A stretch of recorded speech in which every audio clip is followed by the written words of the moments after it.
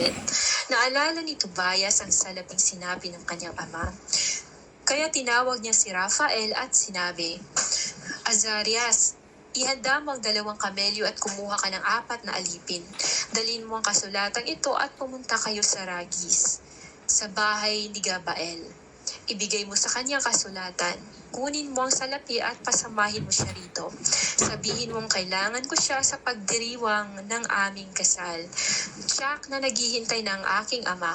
Kahit na 1 araw lang akong maantala ay kanyang ikakabalisa. Yung sobrang pagmamahal niya din sa parents. Alam niyo, madami yung mga anak ngayon na walang pakialam. Kahit mapadpad sila na sa malayong lugar, parang yung iba hindi na nila iniisip yung mga magulang nila. Hindi na din tinutulungan. Pero dito makikita natin yung talagang pagmamahal ni Tobias sa kanyang magulang at sa pagtuturo sa kanya ng pagpapalaki ng mabuti, pagpapalaki ng maayos sa kanya.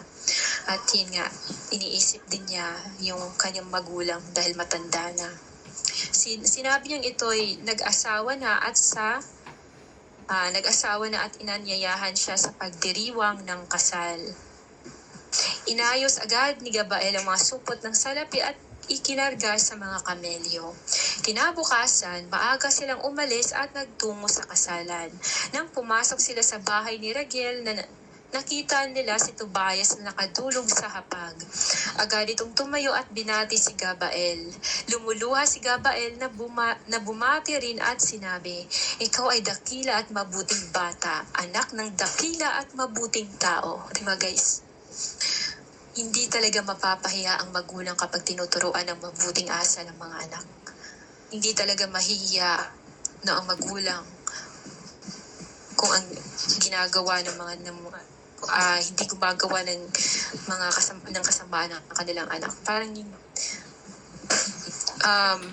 tawag dito, very precious ang ganitong klaseng tao o bata, no? Kapag natuto sila sa mga gusto ni Lord Jesus Christ, natututo sila sa mga kabanalan, righteous. Kasi nga righteous Tobit, yun yung nakita ni Tobias. Kaya nagagaya niya. Kasi mga bata, great imitator yan. Kung anong ginagawa mo, ginagaya ka. Kung anong sinasabi mo, ginagaya ka din. No, katulad ng pamangkin ko si Kiachi. Si Kiachi, yung mama niya, no, yung lola pala niya doon, nagmumura sila. So, nagmumura din siya. So, pagdating sa akin, nalaman niya na bawal magmura. So, pag nakita niya ako, tumatahimik siya, no, nagbibehave siya. Si Tita Aileen yan, baka paluin ako.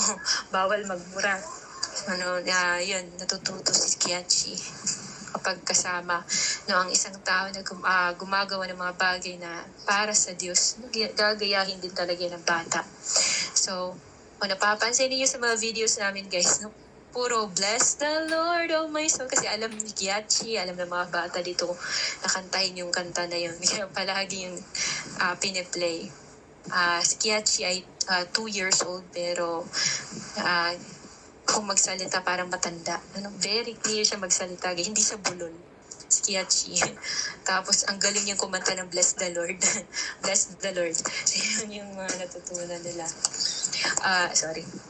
Yun nga. Pag kung tinuruan mo yung bata na maging makadiyos, talagang ganun din paglaki nila. Hindi ka mapapahiya talaga. Hindi ka ipapahiya ng mga tinuturo mo sa kanila. Kasi, syempre, spirit yun. Spirit mula sa Diyos. Yun yung gagabay sa bata, yun yung magtuturo, yun din yung magmo-mold sa bata na magkaroon siya ng fear sa Panginoon na gumawa ng kasalanan. At yun, kinabukasan, maaga, ayun nga, dumating na sila na yung si Gabael. At yun yung sinabi niya, ikaw ay dakila at mabuting bata, anak ng dakila at mabuting tao, tapat at mapagkawang gawa. Kasi nga, di ba, guys, inisip pa din niya si Gabael. Bitahin mo din si Gabael, papuntahin mo din dito, di ba, ganun. Yung ibang tao, guys, wala silang pakialam. Kahit kamag-anak mo, Kung may mga salo-salo sila, hindi ka lilingunin, hindi ka man lang tatawagin, kahit mismong kapatid mo pa. May mga ganong klaseng tao, guys. Yun, pagpalain ka nawa ng Panginoon, gayon din ang asawa mo at mga biyanan. Salamat sa Diyos at niloob niyang makita ko ang aking pinsan na si Tobias. Talagang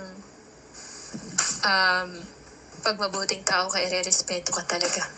Pag mabuting tao ka, sasabihin ng mga tao, ay, mabuti yan, matulungin, mabait. Yung tao na yan, grabe yan. Talagang gagawin niya para sa Diyos. Gagawin niya lahat para sa Diyos. Yun yung pinakita ni Tobit sa kanyang anak. Kaya, ang kanyang anak, lalaki din na parang si Tobit. Sa ugali, kahit sa mukha. Dahil sa pagiging righteous ni Tobit, natuwa si Lord Jesus Christ. Kaya yung anak niya, nagiging kamukha din niya.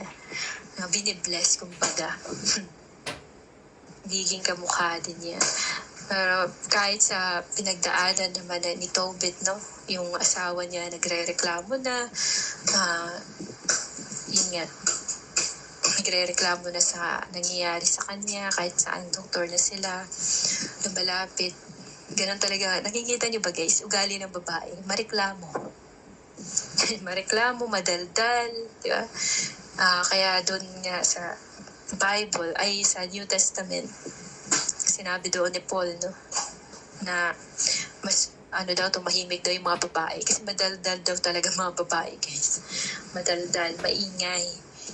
Kaya gusto na sa simbahan, tumahimik. Hindi porket sinabi doon ni Paul ay ang mga babae nagsubmit sa asawa o tumahimik ay hindi na talaga pwedeng magsalita ang mga babae, hindi na pwedeng maging servant ni Lord Jesus Christ. Kung titingnan talaga ng mga pastor, nababasa nila kung talagang buo nilang nabasa yung Bible. Nababasa siguro talaga nila yung mga yung mga prophetess, di ba? Si prophetess Deborah, Miriam, yung mga prophetess na yun. Ginagamit ni Lord Jesus Christ doon. Kaso nga lang, hindi naka-highlight kung paano inuutusan ni Lord si Miriam. At iba pang mga taong naging propeta. Kasi, kung talaga isusulat pa, masyadong malaki na, masyadong mabigat na yung Bible, guys.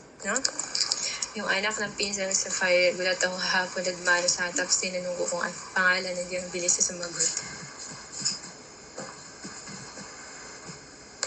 Oo, matututo talaga yan sila, sis. Tsaka, hindi na yan mawawala sa kanila. Yung Yeshua HaMashiach. Pag makita mo na lang, i-remind mo. Hindi na yan mawawala sa kanila hanggang sa kanilang sa paglaki nila. Lalong-lalo na kayo may mga tawag nito, Bible verses. Ano ba yan? Bubulol ako. So, yun yung last chapter, guys, ng Book of Tobit sa